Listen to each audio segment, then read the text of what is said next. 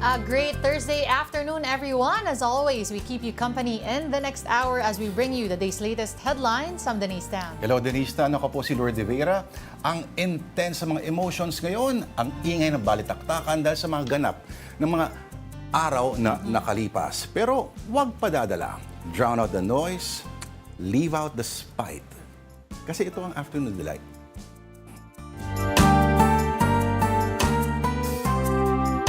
Okay, it is Thursday, March 13, 2025. God. At Huwebes pa lang, parang napakahaba na ng linggong ito dahil sa napakaraming nangyari. Again, paalala lang po, hingang malalim.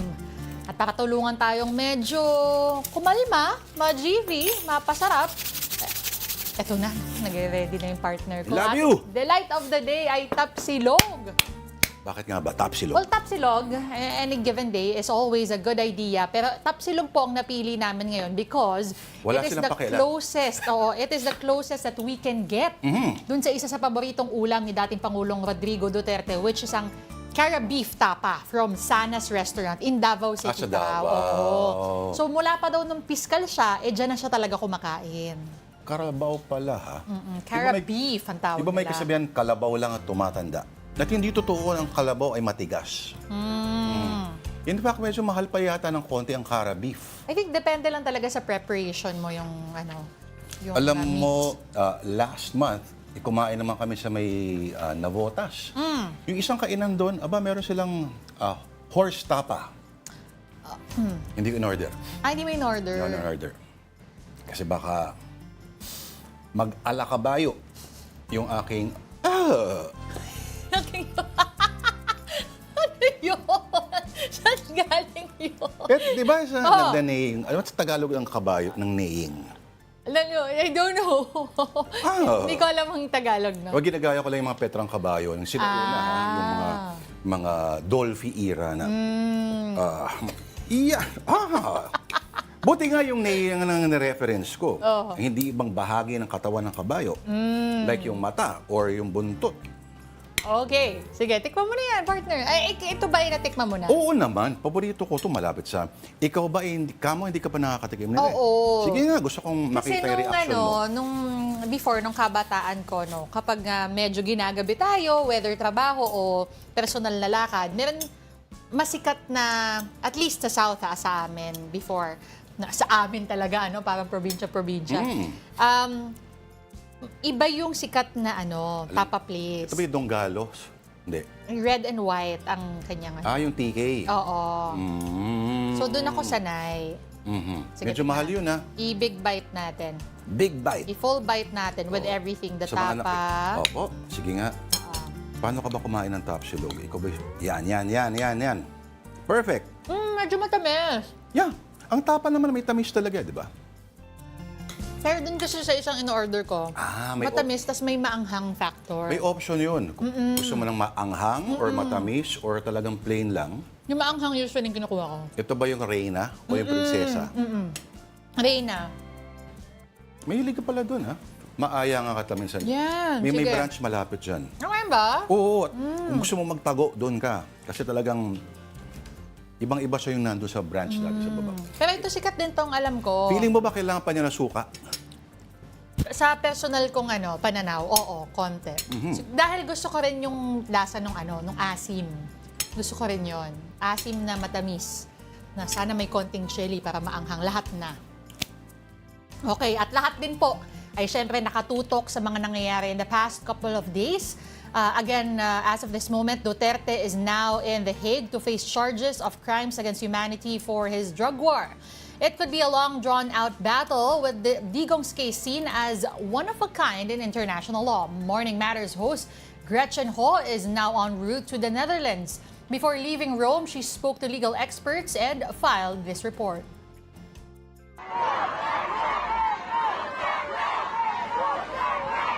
Supporters of former President Rodrigo Duterte chanted his name upon his arrival at the Scheveningen prison in The Hague. This is where he will be detained while facing trial for crimes against humanity. The plane carrying former President Rodrigo Duterte landed at the Rotterdam The Hague airport before midnight on Wednesday.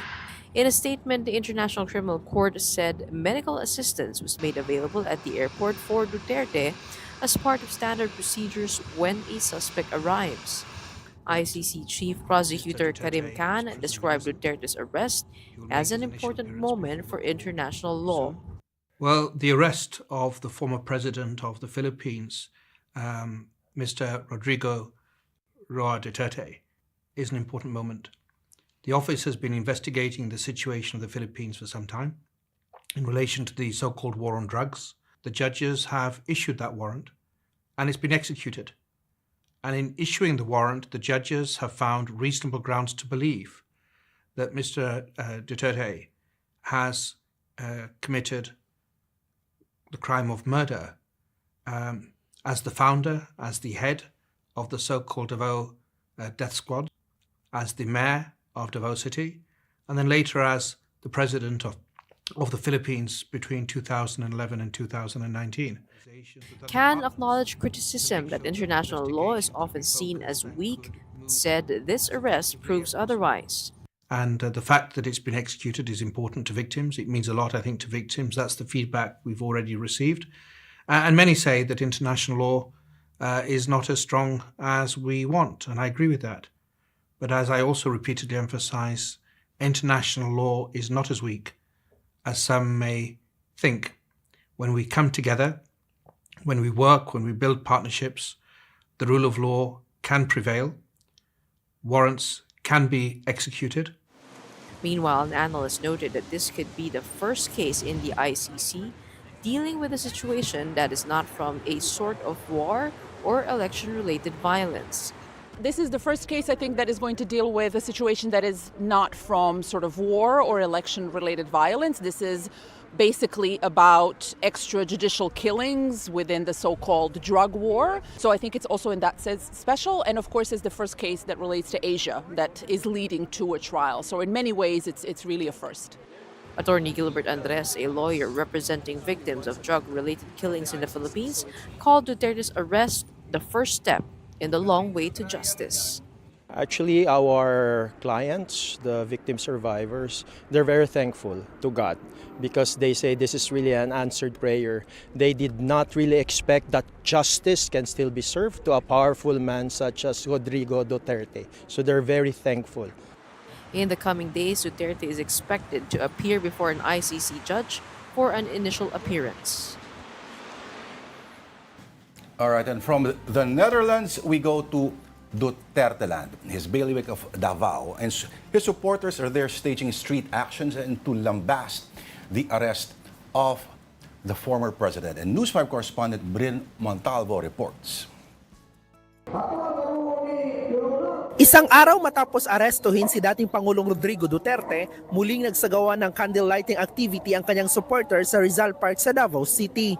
Hindi raw nila matanggap ang ginawa umanong pang-aapi ng administrasyon kay Digong. Actually po, kagabi pa po ako umiiyak. Kagabi pa po ako emotional. Kasabay ng pagsindi nila ng kandila, ang panalangin daw na maibalik na sa bansa ang dating Pangulo. Makatatag siya. Wala naman po kaming magagawa kasi dito kundi mag-pray lang sa kanya. Maniwalang babalik siya sa amin. Bumalik siya dito sa Pilipinas. Balikan niya po kami. Giit pa ng supporters, walang jurisdiksyon sa Pilipinas ang International Criminal Court. Bakit ba sila nakikialam dito sa atin na meron namang yung flow ng justices natin dito sa Pilipinas, napakaganda naman. May isinagawa ring candlelight protest ang mga taga-suporta ni Duterte sa Isulan Sultan Kudarat, habang may mga nagrally rin sa Bayugan City, Agusan del Sur. Ang ilang nagpoprotesta sa Tagum City, nagsunog pa ng telang may mukha ni Pangulong Bongbong Marcos. Dahil sa kabi-kabilang rally, inilagay na ng PNP sa heightened alert ang buong pwersa nito. Posible raw kasing dumami pa ang mga pagkilos. Ayon sa PNP, nakadeploy na ang mga pulis sa ilang kritikal na lugar sa Metro Manila para mapanatili ang kaayusan at seguridad ng publiko. Ang 24/7 deployment po yung HSI po. Yung US Embassy at saka HSI po. Yung liwasang Bonifacio, alam naman natin na yung liwasang Bonifacio ay isa pong declared po na tourism park. So may already available po tayo na personnel po doon na nakatutok. And round the clock po yung monitoring po natin. Ang Armed Forces of the Philippines naman, tiniyak na nakahanda rin silang umaksyon kung kinakailangan sa oras na may banta sa kapayapaan at seguridad. Itinanggi din ng AFP na may espekulasyong may namumuong pagkilos sa kanilang hanay. Wala raw itong basihan at nananatili silang profesional at tapat sa chain of command. Sa huli, nananawagan ang Armed Forces sa publiko na huwag magpadalos-dalos at maging mahinahon. Hayaan na lang daw na gumulong ang legal na proseso para sa dating Pangulo. Well, we'll have more updates on Duterte's arrest, but let's also see other stories being talked about on social media. First one is on the Philippine Star via Live. MIAA's new logo draws backlash on social media. Bakit naman? Oo. Ang ganda-ganda ng logo. Not, Ano? ewan ko ano masabi mo, Tita D. Parang ano na to parang constant na balita. Every year na lang, pag may naglalabas ng bagong logo, binabash din naman talaga. Minsan naman kasi either kabash-bash talaga o bashable talaga or marami kasing dahilan. Minsan you cannot argue with taste. Pero this one, ang isang issue dyan ng maraming netizens, mukhang ano lang yan, yung mga free logo, vector, eklat, etc. Actually, merong nag-comment. Ang sabi ng isang social media user, meron daw very similar na design on stock websites. Yan. Tapos, available daw for $15 or nasa mga 860 pesos. Mahal pa yun. Oo, yun daw. Oo. Kung babalikan mo, yung mga budget na ina-allot for designs, napakalaki talaga. So, kung ba nakita yun, nabasa ko na parang, yung kanilang, it has allotted, talking about the MIAA's annual procurement plan, allotted 3 million pesos for its rebranding campaign and earmarked 2 million pesos for creative design services and social media content creation for the rebranding nga. In short, may kumita ba? Ay, yan ang hindi natin masabi yan, mahirap magsalita, Pero eto na nga, i-breakdown muna natin yung logo, yung bagong logo, pakita natin sa kanilang lahat. Ay, pinakita na. Ayan. Ayan. So, yung Philippine Eagle, it's blue head, the wing symbolizes MIAA's strong leadership, authority, and commitment to safe, efficient airport operations. Talaga? Yun daw. Yung mga curved paths naman, yung nakikita nyo po sa taas ng ulo nung eagle, yung yellow lines, 3 yellow lines with a star, yung curved yellow path signify organized flight paths, global connectivity, and MIAA's regulatory function in maintaining smooth air traffic flow. Yung mga stars naman daw, representing the organization or MIAA's nationwide connectivity linking Luzon, Visayas, and Mindanao. Yung araw naman with the 4 rays, it symbolizes the oversight, MIAA's oversight of NAIA's 4 terminals. Alin, ito. 1, 2, 3, 4. 1, 2, nakikita ba nila? 1, 2, yung pong sinag nung araw na 4, ayan. Signifying the oversight of NAIA in Terminal 1, 2, 3, and General Aviation, ensuring efficiency, safety, and continuous improvement. Tapos, may green laurel wreath na biglang nandyan. Ang nakalagay, it signifies the commitment to environmental stewardship and sustainable airport operations, balancing progress and ecological responsibility. Ay, tsaka yung red and blue wings pala. Sabi, it reflects flight and connectivity, highlighting MIA's role in regulating and facilitating seamless air travel. So, Pero medyo bakit madami. red and blue? Dahil Philippine colors. At may kinalaman ba yung blue and red sa connectivity at seamless air travel? Baka yung design na lang doon nila pinapasok yun. Medyo, hindi lang medyo, no? Actually, FUG talaga siya. FUG. Itong last design ng MIAA, di ba yun yung parang letters lang, if I remember Actually, right? gusto mo i-ano natin? Gusto ko yung dati. Sige, pakita natin. Sige. Alam ko parang yung letters lang na simpler design, Yun, di ba? elegante. Elegante yun. Old.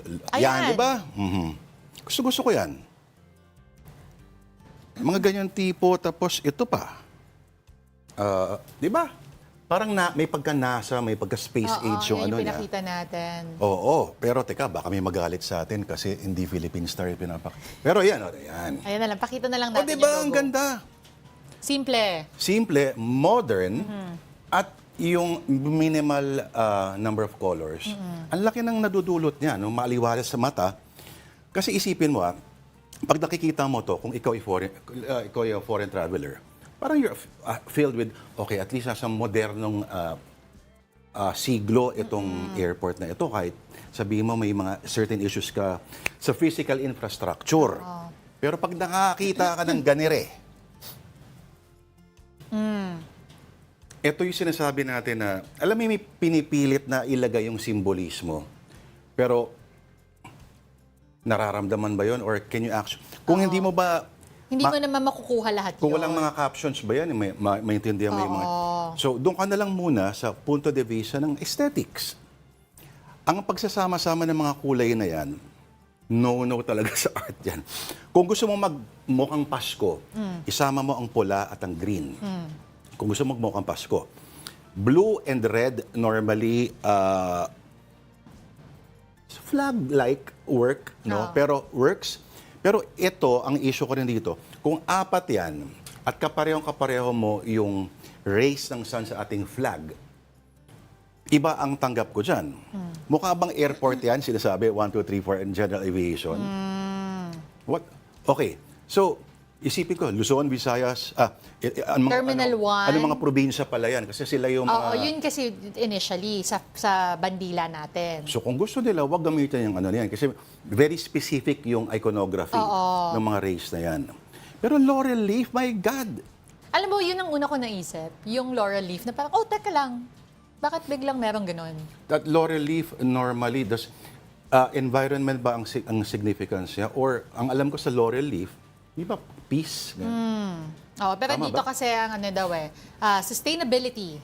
Yan ang isa sa mga represent ng laurel leaf. Hindi. Alam mo, siguro mag-work, less elements, baka mag-work pa siya. At ang logo, mas nag-work kung walang teksto. Yung, di ba, makita mo lang siya, yun na siya. Diba? Okay, eto pag i-issue, ang hilig-hilig pa rin, i-insist pa rin yung eagle. Anong nangyari doon sa isang eagle dati? Gusto ko yung giggle mo talaga. Sige, go kasi, on! Di ba, alam natin sinong huling gumamit ng logo ng eagle-eagle na yun eh. Di ba? Kasunod yan, mamaya may kamao na. Sige na. Alam ko yan, kasi yung mga nang totroll dati, dalawa lang yung logo. Yung ginagamit nilang, tawag doon, profile pic. Kung hindi, picture ng agila, na hindi naman yung monkey, Philippine eagle natin, eagle pa ng Amerika yun, galit na galit sa US, kung hindi agila, close up ng kamao. Yung kamao, madalas ko yun makita. Oo. Minsan naman, pag i-click mo yung profile nila, parang may gusto nila ng Toyota Corolla na pula. Specific Pero totoo rin. Totoo rin naman. Oo. Di ba dapat mas maganda kung ilagay sa logo niya para real talk lang. Tanggalin na yung mga eagle-eagle na yan. Dahil may gumamit na ng eagle eh. Diba? At sa totoo lang, buti sana kung ginagalang talaga natin yung agila natin. Minsan nakuhulog pa at chinichibog, inaadobo pa. Ayun, nahulog din tuloy ito. Ang punto ko, Tita D, ilagay niyo sa logo yung logo ng San Miguel o bote ng beer. Mas makikilala, ganon. Oo. Ito pa nga pala sa mga lilipad in the next few days, hindi sila nagbibiro ngayon pag sinabi na boarding time, some people learned the hard way. Nako, ikaw isama ka ba doon? PM is key. Okay. Okay, susunod marami pang kwento mula sa The Hague, sa the Netherlands, at kung saan naroon ngayon ang dating Pangulong Duterte matapos arestuhin ng ICC. At masisilip din natin yan maya-maya lamang yung sinasabing magiging detention cell ni former President sa pagbabalik po yan ng Afternoon Delight.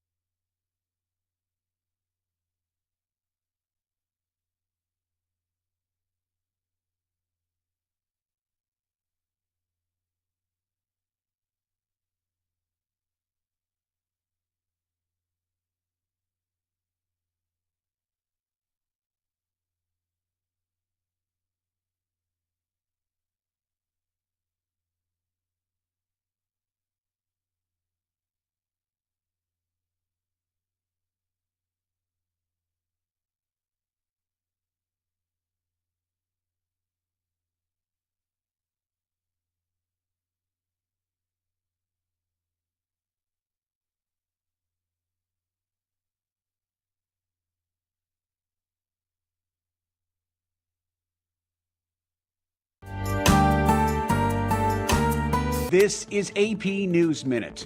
President Trump's 25% tariffs on steel and aluminum imports have gone into effect. Trump says the tariffs will create factory jobs in the U.S. His seesawing tariff threats are jolting stock markets and raising fears of an economic slowdown. The House passed legislation to fund federal agencies through September and avert a partial government shutdown. The measure now goes on to the Senate, where it needs bipartisan support. Ukraine says it's open to a 30-day ceasefire in the war with Russia. This came in a joint statement from the U.S. and Ukraine after talks in Saudi Arabia. The Trump administration says it will immediately lift its suspension of military aid and intelligence sharing with Ukraine. A rocket carrying NASA's newest space telescope blasted off from California Tuesday night. The Sphere X Observatory will provide a sweeping look at hundreds of millions of galaxies and their shared cosmic glow.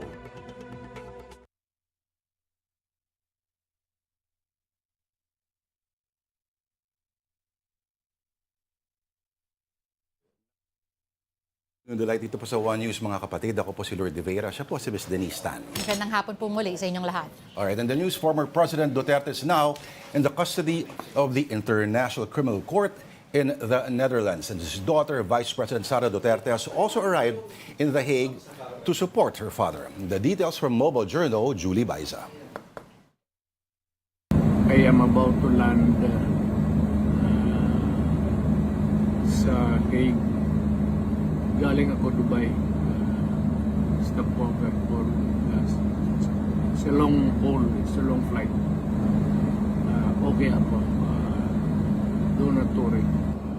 Ito ang unang video message na inilabas ng kampo ni dating Pangulong Rodrigo Duterte matapos siyang ibiyahe ng mga otoridad patungong Netherlands para dalhin sa International Criminal Court o ICC.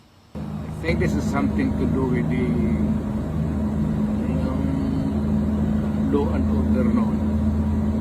At sinasabi ko naman sa mga pulis at military na trabaho kayo at ako ang managot. So ito na nga, for all of the whatever happened in the past,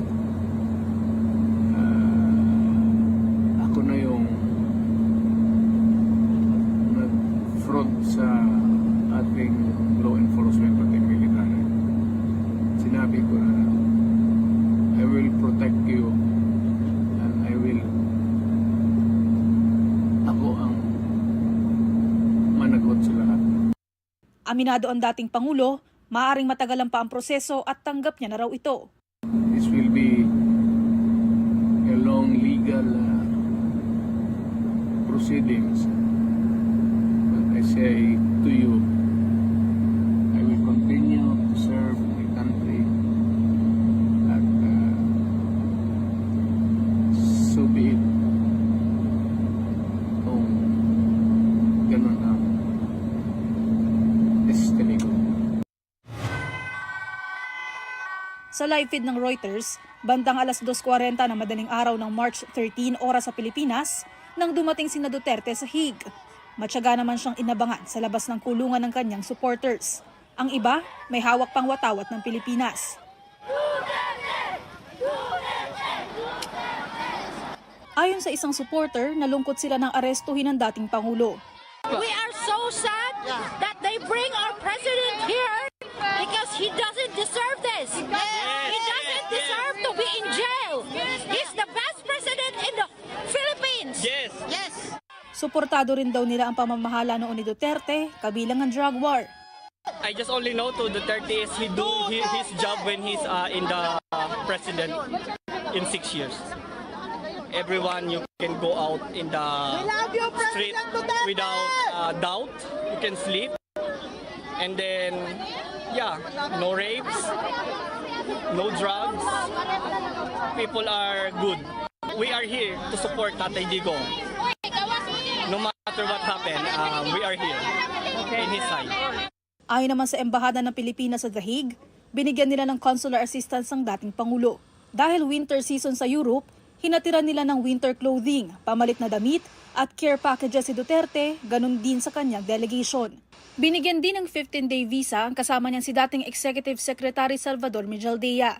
Papayagan din si Mejaldea na bisitahin si Duterte sa ICC Detention Center sa Scheveningen sa The Hague. Ayon kay ICC Prosecutor Karim Khan, nakikipagtulungan na sila sa iba pang state para matiyak ang maayos na pag-usad ng investigasyon. Dahil din daw sa pagtutulungan, kaya't naihain ng warrant of arrest kay Duterte. It means a lot, I think, to victims. That's the feedback we've already received. Sa kabila nito, nilinaw ng ICC na ituturing pa ring inosente si Duterte hanggat hindi natatapos ang paglilitis. Mr. Duterte is presumed innocent. He will make his initial appearance before the court soon. And the focus of the office is on the judicial proceedings and on proving its case before the judges of the International Criminal Court. Kahit naman nasa The Hague, ayon sa COMELEC, nananatiling kandidato si Duterte na tumatakbong mayor ng Davao City. Nasa desisyon naman daw ng DILG kung papayagan ng isang nanalong kandidato na gampanan ng kanyang tungkulin habang nasa abroad. Pero sabi ni COMELEC Commissioner Ernest Maceda, may kailangan gawin ng mga nanalo sa eleksyon bago makaupo sa pwesto. Kailangan mo magsumpa. Okay? You swear, take the oath of office. And unless you're able to submit that, example lang yan, that's just one of several acts of qualification to assume the office. Hindi na pwede ang substitution. Dalawa lang kasi ang pwedeng dahilan para gawin ito, kung na-disqualify o kaya'y namatay ang kandidato.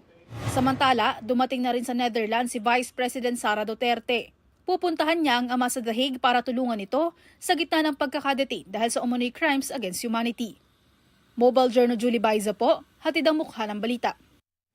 Re-electionist Senator Bato de la Rosa denies he is in hiding following the arrest of his former boss. He says he's also willing to join the former president in The Hague. And here is that story. Senator Bato de la Rosa denies that he's in hiding following former President Duterte's arrest. Safe to say, hindi kayo nagtatago, sir? Hindi ako nagtatago. Nasa Davao kayo, sir? Bundok ng Surigao at Agusan. Nangangampanya ako. Ngayon, sir? Pero okay na nga sa baba na ako. His office in the Senate was closed and he could not be contacted via phone. De la Rosa explained that he focused on a motion of certiorari that they filed at the Supreme Court. He expressed sympathy for the former president. Naawa ko sa ating Pangulo. Sobra. Alam mo, mas excited pa or mas interesado pa yung Philippine government na mahuli si President Duterte kaysa ICC at saka sa sabi nilang Interpol. The senator slammed President Marcos's statement that it's our obligation to help the Interpol. He said he was feeling betrayed. That's a very flimsy alibi. President ka ng Pilipinas, you can reject outright. Kung halimbawa, gawin mong rason yung yung Interpol na meron tayong commitment. As the President, you can reject outright. Masyado silang atat na atat. At gusto siya na sila talaga interesado na mahuli. Huwag na nyo gawing excuse yung Interpol na yan. Feeling betrayed. Betrayal to the max. In an earlier post on Facebook, De La Rosa said he's ready to submit to authorities and be with Duterte, but he's thinking of staying at the Senate in the meantime. Hindi niya muna ko i-surrender hanggat sa kaya niya habang hindi pa kami adjourn. Pwede naman niyang gawin yan. Nevertheless, De La Rosa vowed to continue on his campaign for re-election in the midterm polls. Well, Congressman Pulong Duterte has filed a petition with the Supreme Court for the release and return to the Philippines of his father. This is the latest legal challenge from the Duterte camp following the former chief executive's arrest on March 11. Before this, the Supreme Court denied the petition for a temporary restraining order against Duterte's arrest. The tribunal ruled that the petitioners failed to show clear and unmistakable right warranting immediate injunctive relief. Following a virtual deliberation on the 94-page petition, the High Court instead directed the respondents to submit their comments for further scrutiny of the case. On March 12, two separate petitions for a writ of habeas corpus were likewise filed before the High Court on behalf of half-siblings Baste and Kitty Duterte. That prayer seeks a judicial order compelling the respondents to produce their father and justify his alleged illegal detention. In response, Chief Justice Alexander Gesmundo ordered a special raffle assigning the cases to a member in charge for appropriate action. Sila ang lumabag ng batas. Kinuha nila pwersahan ang presidente. Isinakay nila sa eroplano laban sa kanyang kalooban. Dinala nila sa isang bansa. Ang gobyerno ay meron pa rin kasalanan kahit saan ka magpunta, you are still bound by your illegal acts. The Justice Department again defended Duterte's arrest, saying due process was followed and all procedural safeguards were observed to protect his rights. The palace shares this sentiment. Normally po, usually po, kapag ka po yung tao ay nasa ibang bansa na po at nadala na po, nagiging moot and academic yung issue. But depende pa po rin yan sa Supreme Court. Hindi po natin pwedeng pangunahan kung ano po ang magiging decision ng Supreme Court dito. All right, back to The Hague, where Duterte is at the moment. What would happen as soon as the former president is already in ICC custody? Camille Samonte has this report. This is the International Criminal Court's detention facility in The Hague, the Netherlands, where former President Rodrigo Duterte could be staying. No sharing among prisoners of each space, which has its own comfort room, television, and intercom. There's a gym where inmates could play sports and engage in recreational activities. There's a library, even a computer, only it does not have internet connection. The desktop's sole purpose is to store information and documents where the detainee can pore over details of his case. The facility has its own medical room as well, and visitors are welcome. Per ICC rules, prisoners are served meals 3 times a day, but there is a common kitchen in case they want to cook on their own. But Duterte won't be heading straight to this facility located in the outskirts of The Hague. According to Malacanang, the former chief executive has to go to a local court first upon arriving in Rotterdam. Alamin kung tama ba yung proseso ng pag-arrest. At kapag ka po na-validate, na sinabi naman na tama ang pagkakadala sa kanya sa bansang kung saan siya dadalhin, idadali na po siya sa The Hague, sa ICC. Once Duterte is in ICC custody, pre-trial will commence over the charge of crimes against humanity of murder connected to his infamous war on drugs. And while ICC proceedings are pending, the former president has the right to apply for temporary freedom. At the moment, there is no information yet on how long the pre-trial will take. But as soon as that's over, the trial of Duterte will immediately begin at The Hague if it ever reaches that stage. Proceedings are usually made public, but the ICC also takes into account the health and security of victims and witnesses. Fast forward to the final phase. What happens if Duterte is found guilty of the crime? The ICC says he will have to serve his sentence in a prison outside of the Netherlands in a state that recognizes the International Tribunal. Usually, according to the palace, jail time could extend for years. Based on the law, the penalty could reach up to 30 years imprisonment. But it depends upon the defenses that can be availed of by the former president. And it also depends if the ICC's 5-stage process will be exhaust. After all, there is still that chance that Duterte could walk free and return to the Philippines should the International Criminal Court decides to junk his case. For News 5, Camille Samonte, We Are One News.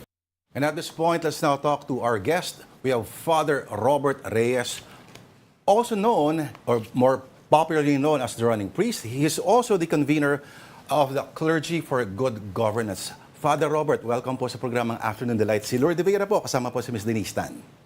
Hello, Lord. Finally, I get to meet you, even indirectly. Basta yung, glad to meet you, Father Robert. Okay, sa inyong homily kahapon sa isang misa po sa May EDSA Shrine, sinabi niyo po na yung pagkaka-aresto po sa dating Pangulo ay poetic justice. Maaari niyo bang ipaliwanag sa atin kung bakit poetic justice po sa tingin po ninyo? Alam mo, Lord, si Senator Laila de Lima is a personal friend, so that when she was arrested on February 24, 2017, she even requested me to accompany her to jail. So early morning from the Senate, I was there, and I rode with her on the van to Krame, and since then until she was finally released, I was visiting her every every week without fail, even during the pandemic. And unfailingly, Laila kept praying that she will be vindicated because sabi niya, I believe the wheels of justice will still move in my favor because I am innocent. Well, it will take a while, but I'm sure I shall walk out of this jail a free person. And it took a while, Lord, no, almost 7 years. But never did Laila doubt that one day she will walk out a free person. Kaya she was accused falsely on Trump up charges that she was a drug lord and maintaining a drug den in Muntinlupa, and they were all made up by someone close to the president, no, and so that with that kind of case, imprisonment without bail, and perhaps if proven, if convicted, a life sentence. But isa-isa, alam natin, no, towards the end of 6 years, the retractions left and right from people who made affidavit against Laila, saying that no, she is not involved at all in drugs,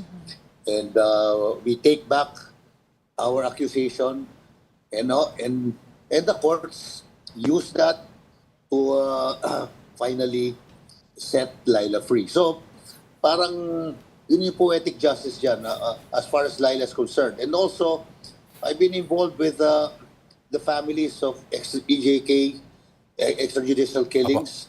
They all, those who mustered enough courage to file cases did, but a big number of them just avoided anything that will expose them and endanger them. The tingin nila napakadelikado, we don't want to get involved. But those who came forward, filed cases, this is their day of vindication also. Kaya they waited so long, they suffered so long, but yung naging role ng simbahan with the victims is to accompany them and to pray for them and pray with them. And what they asked for, finally, the Lord was given them. Ito po yung poetic justice. Father, good afternoon. Denise Tan po. Katulad po nung nabanggit nyo, no, medyo napatagal for former Senator Laila de Lima, but she also said kasi na this is about justice finally taking its course. With the former president getting arrested and immediately being flown out to The Hague, what kind of message do you think this sends out? Unang-una po doon sa mga pamilya ng EJK victims, pero pati na rin po sa buong Pilipinas. During the Duterte administration, the rule of law was suspended, and there was an informal dictatorship, and the rule was coming from one man. It was one-man rule. Anything that Duterte wanted done, he tells his lieutenants, from the generals to the judges and justices, para bang with the wave of his wand, everybody would play the music he wants played, and there was no justice, there was no human rights observed, there was no democracy, and so they fear this day, actually, the coming of the ICC into the country. They fear that one day they will be exposed, that there is such a thing as the rule of law. Law, if practiced universally, will bring order and peace, not only to one nation but to all the nations. And so many countries now are suffering from some kind of dictatorship or other. And the Philippines right now is at the center of this discussion. Will democracy, will freedom, will the rule of law survive these emerging autocrats, dictators everywhere in the world, including, of all places, the United States of America? And the answer is, yes, it can still survive. Opo, okay. Father, kayo po ay kilala sa kakaibang uri po ng mga pagpapakita po ng protesta, no? Unconventional, no? Kasama po dyan, of course, yung pagtatakbo. At nagkaroon po kayo ng bulong ng mga kaluluwa, kalinga, at para sa hustisya. Ito naman po yung mga candle lighting supposedly sa mga lugar gaya po sa mga presinto po ng mga police. Opo. Ito ho ba ay may sense ba, itutuloy-tuloy pa rin ho ba at iba pa pang uri ng protesta? Ano pa yung mga nakaplano pa po sa inyo, sir? Yan po yung homily ko kahapon eh. Sabi ko, kaya yung 39 years after EDSA, after Ferdinand Marcos, we have Ferdinand Jr.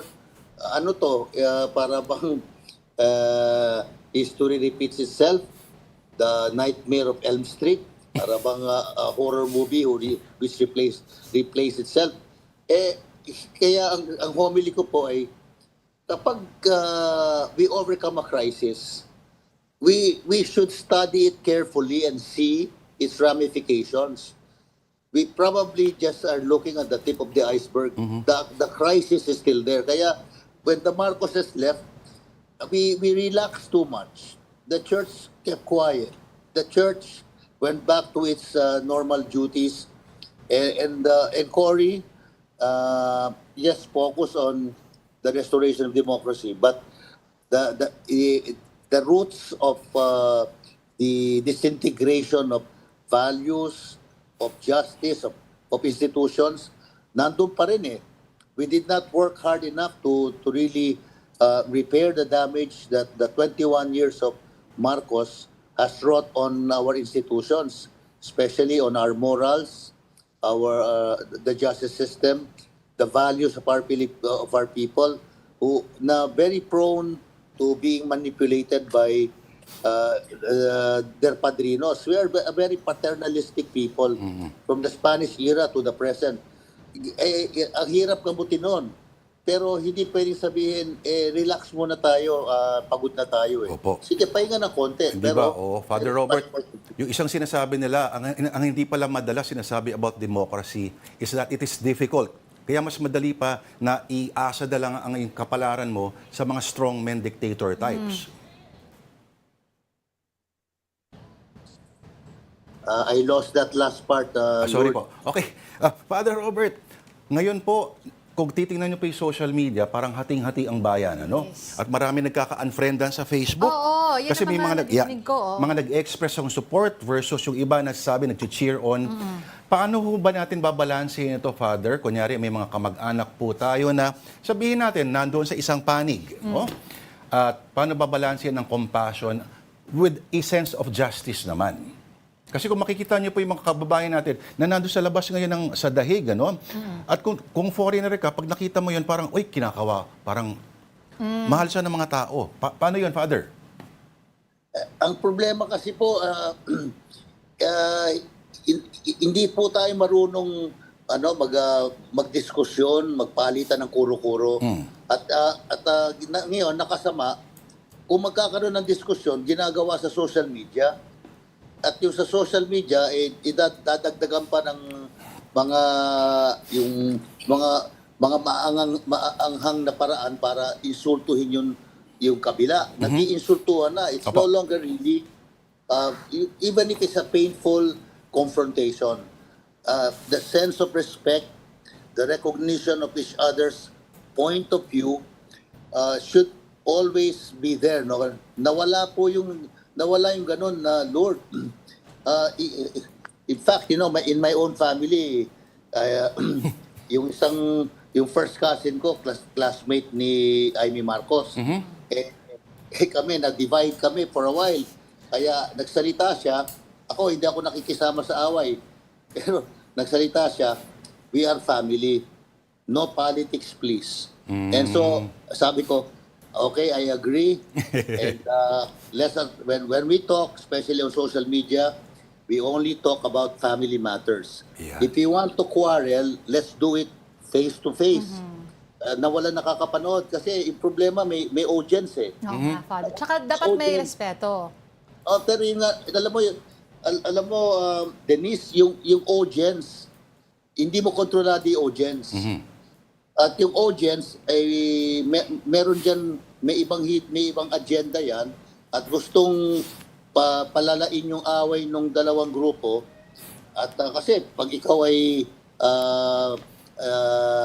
nakialam at nagamit mo yung away na dalawang grupo at nagkomentaryo ka at ikaw ay naging vlogger ka on that particular issue, pwede ka pang kumita. Marami kang views, di ba? Kaya parang the misery, the conflict, the division, the hostility, animosity between families, between groups becomes even lucrative for some. And this is very unethical. Wala na pong ethics ang social media. Wala po.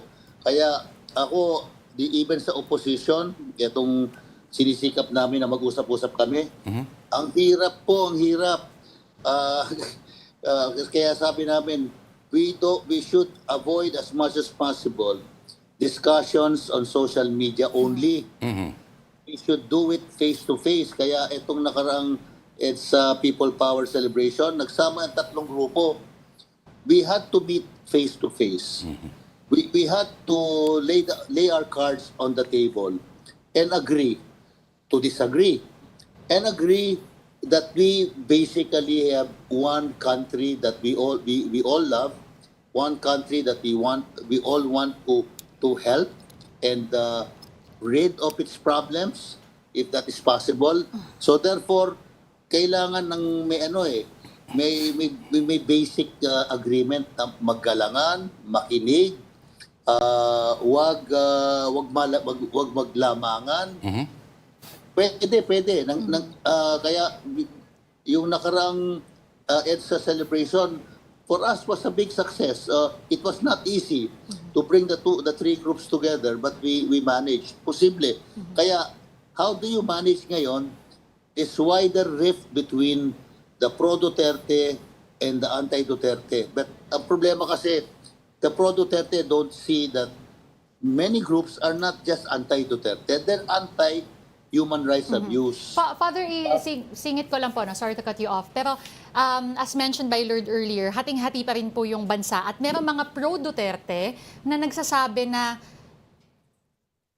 parang okay, may nagawang kasalanan pero hindi ba kasama rin sa itinuturo daw ay ang pagpapatawad, forgiveness. What is your take on that? At ano po yung mga mensahe nyo sa mga taong who's appealing for that? Alam mo, forgiveness is not given to someone who is not asking for it. Di ba? Forgiveness it will always entail the admission of guilt, di ba, of the person asking for forgiveness. Di ba, hindi nga humingi ng kapatawaran at walang inaamin, patatawarin mo. So, ang una-una mong i-determine, ano ba yung kasalanan? Kanino ba nagkasala? Hindi naman sa akin nagkasala eh. Yung aming sa parokya ko, Denise, Lourdes, diyan sa Pinyahan, sa tabi ng Heart Center. The whole year 2020, from January to October, 12 ang pinatay. 2 extrajudicial killing and I went to every victim. I journeyed with every family and the community affected. And it was a very painful process and may mukha ang extrajudicial killing para sa akin. Kaya yung mga pamilyang yon, hindi sila magpapatawad. Hindi. Bakit? Katarungan muna hinihingi nila. At tanong nga nila, bakit pinatay yung aking tatay? Bakit pinatay yung aking kuya, yung ate ko? Hindi malinaw raw kung ba't pinatay eh. Basta dumating na lang, may mga pulis, may mga hooded men and on tricycle, riding on tandem, biglang binaril na lang. And galit sila, hindi kapatawaran ang hinihingi nila. Hinihingi nila, una, tulungan nyo kaming malaman kung bakit. At pangalawa, sino? Pangatlo, tulungan nyo kaming humingi ng katarungan. para matanggal itong sugat na dinadala namin sa aming mga dibdib, no? Kaya madali kasing sabihin ng Duterte camp, magpatawad na kayo. Anong patatawarin namin? Hindi ba? Anong inamin na ginawa para patawarin namin? So walang amin walang pag-amin. So it's all generic. Kristiyano tayo lahat, magpatawad tayo. Hindi. There is no justice without truth, no? Justice is based on the pursuit of what actually happened, no? The truth. Kaya hindi lumalabas eh. Kaya ngayon, ito po yung success ng ICC. Finally, ang dami na nilang natanggap na reklamo at meron na mga witnesses who came forward on the basis of gathered evidence, facts, no? Facts. Doon sila nagdesisyon na arestuhin si Duterte. Kaya itong masama nangyayari sa lipunan natin, kaya we're so divided. The commitment to truth, di ba? Bago tayo mag-away, ano ba yung pag-usapan muna natin kung ano yung totoo at pag magpalitan tayo ng kuro-kuro at wag tingnan natin kung ano yung let us shift, no, between opinion and fact and then try to set aside yung mabibigat na damdamin at samaan ng loob. Hindi tayo nahihirapan na Denise at Lourdes. Opo. Father Robert, tama ka. I agree to agree. No justice, no peace, no forgiveness kung wala namang humihingi ng patawad. Father Robert, maraming salamat po sa oras ninyo, Father. Sige, Lord and Denise, mabuhay kayo and tulungan pa tayo. This is just the beginning. Alright. Yan po mga kapatid, ang convener of the Clergy for Good Governance, Father Robert, the Running Priest Reyes. Alright, mararun away na ba sila? Wag muna. Wag muna. This is Afternoon Delight on One News. We actually just need to pause for another break. We'll be right back. Thank you.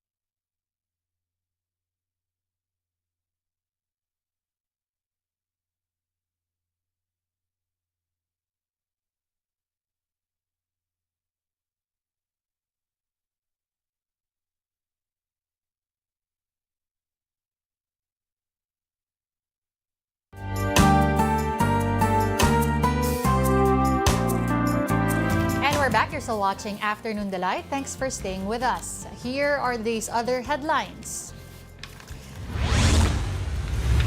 The palace denies reports that First Lady Liza Marcos was held by U.S. authorities, confirming she returned to Manila on Monday. press officer Claire Castro said there is, quote, no truth to claims that Marcos was detained in Los Angeles or anywhere else. The Pasig Regional Trial Court has denied detained preacher Apollo Quiboloy's request for house arrest. It cited no significant difference in his medical needs compared to other inmates. The court also noted that Quiboloy has access to necessary medical treatment and hospital arrangements while in detention. And the Vatican says Pope Francis remains in stable condition as he recovers from pneumonia. It noted that the pontiff's chest x-rays showed improved respiratory health. Earlier this week, the Vatican said Pope Francis is already out of danger from death. Today, March 13, Pope Francis will mark his 12th anniversary as Pope. At dahil mag-aalas 3 na ulit, eto na naman ang segment na talaga namang international criminal pagdating sa husay at galing. Isa lang yun, di ba? Ito na pong I Saw the Signs.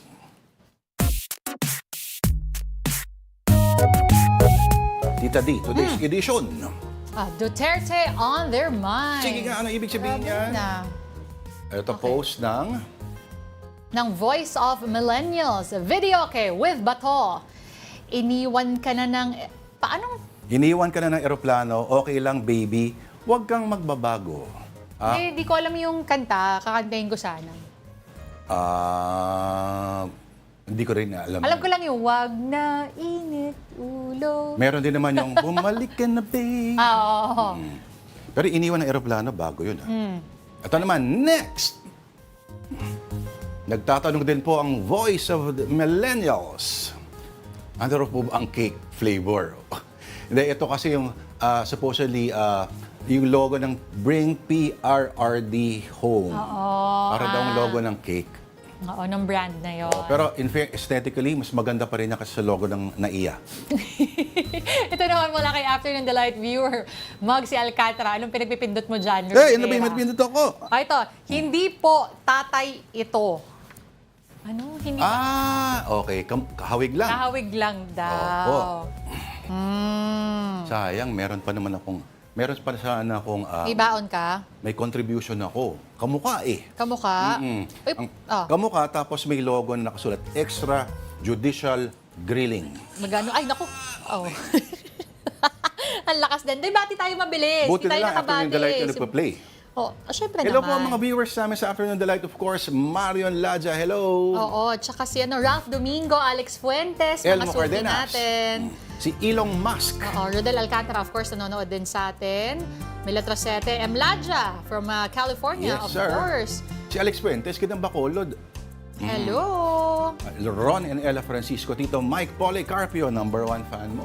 Hello, Tito Mike. Nako, ang dami natin gustong basahin pero all related to our earlier topic, no, si President Duterte. Bukas po, pwede nyong i-comment ulit yan. But for today, sa mga trolls, huwag nyo na kami isama dyan. huwag nyo kaming isama. Tandaan ninyo, di ba?